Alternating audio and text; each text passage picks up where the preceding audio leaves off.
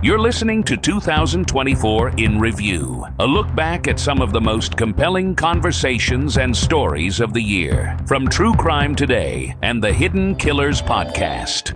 This is the Hidden Killers Podcast with Tony Brueski, featuring former FBI Special Agent and Chief of the Counterintelligence Behavioral Analysis Program, Robin Dreeke.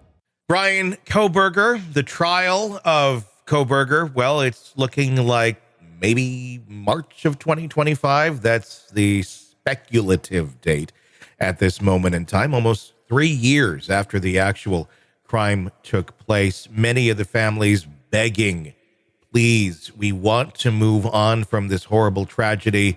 Please start making some decisions, get to work, and quit playing the delay game. Easy to say out loud. It's very understandable that they are feeling that way.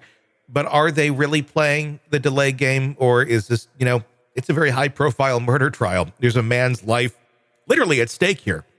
And not to discount the 4 kids who've already been killed, but we need to go through our justice system and make sure that the right person is in fact being charged and punished for that crime. Joining me to discuss, Robin Dreeke, retired FBI special agent. On the surface, it seems like, gosh, this was one night of Bryan Kohberger's life. Why does it take 3 years to come up with a story of what was going on if you had nothing to hide? Right. Yeah, you'd like to know that question, wouldn't we? Yeah. You wouldn't think so, and we don't have any other things that are popping up that are pointing it in any other direction. Every time you have a case where you're saying, I have things to prove it wasn't me, and it's absent of a theory about who it might have been, it kind of gives you some pause. And not saying he's guilty or innocent at this point, but again, it's still pointing here, and we still have the DNA evidence. That's still, I think, the strongest thing they have. The delay, I understand. It's such another dichotomy that we try to balance in these horrific cases is justice and moving on for the families, which are the only victims left. Yeah. And you need to take care of those victims, and do the best you can to help them move on and start feeling whole again, which they never will. And doing right by the justice system. If he's innocent, he's innocent. If he's guilty, he's guilty. And I understand the judge's arguments of not wanting to make a misstep, especially when it's an execution, that we're looking at here, for Kohberger, if he's convicted, the death sentence. So you want to have it done the right way. The gut feeling in me, which is most of the time wrong, but the intuition we have when we see these things is the judge being intimidated by this high-powered defense lawyer who we would all agree, if we knew any of our loved ones or friends in trouble, we want her to defend them because she's doing such a fantastic job. Yeah.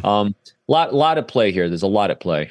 She certainly knows how to pull the levers of the system and work it the way that it needs to be worked to buy more time. Obviously, he waived his rights to a speedy trial, so this is what you get. This really is not that abnormal. It's very par for the course for any sort of high-profile murder case. Yep. Almost always 2, 3, 4 years, sometimes even more than that. Any defense attorney will tell you that, look, the layman, the person who's not the defense attorney, who doesn't do that for a living, like myself, you don't understand just how much you have to go through to defend someone, innocent, or guilty.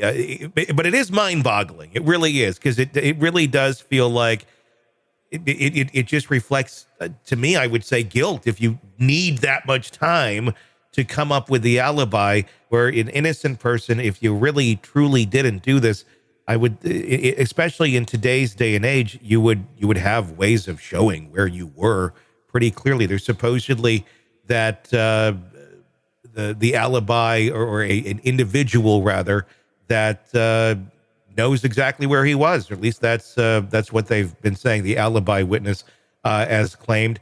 If that person existed, or if that person is strong, I would imagine they would have spoken by now. If it's that clear cut that, look, I can say that we were here, I can show you my own devices that we were here, whatever. I'm just guessing that person may not exist, or if they do exist, it's not as, strong of an alibi witness that would be able to make that sort of an impact. I agree. Again, my non-lawyer subjective analysis of this is his defense is doing a great job of spreading out the time, because time destroys memories, accuracy of memories. For the one eyewitness they have of one of the housemates that saw what sounds like it could have been Kohberger, or definitely was the murderer in the house. And so time is going to diffuse that recollection, which is going to sow seeds of doubt. And you have to have complete no doubt if you're going to go for a death sentence conviction. And then if you have spread out that time, it gives defense longer to keep fishing for just the right expert to refute the genetics that was done and how they're done. And so even if then the alibi falls apart and you're sowing seeds of doubt in at least one juror because of the diffusion and some seeds of doubt in the genetics, the genetics and the reading of it, is that enough to save a life? And I think that's what the gamble here is. Because think about this, Kohberger has nothing to lose and everything to gain by this. And so, yeah, it's rough. He does. And he's got a lot of finances from taxpayers to defend him. And that, I think, is another part that, angers everyone, especially if he's guilty. It's how many millions of dollars are going into the defense of this man. But again, that's our system. That's how it works. We want to make sure that we have the right person. And yeah, we think it's long right now. One misstep, one bad move by an attorney that discredits something or changes something, reset the clock back to 2 years ago. And that's why it will take this long. Very fascinating. We'll be watching the motions, as there'll be plenty more as we inch forward, piece by piece. Yeah, no doubt. And like you said, the appeal process in a case like this would take decades if there is a misstep. And so the little bit of delay now to ensure we're not dealing with decades of even more taxpayer money if he is guilty. Want to listen ad-free? Want advanced access to all of our interviews before anyone else? Become a True Crime Today Premium Plus subscriber on Apple Podcasts. You get every episode commercial-free, so you can binge on true crime until you can binge no more. Search True Crime Today Premium Plus on Apple Podcasts now, or go to our podcast page and sign up now. More of the Hidden Killers podcast next.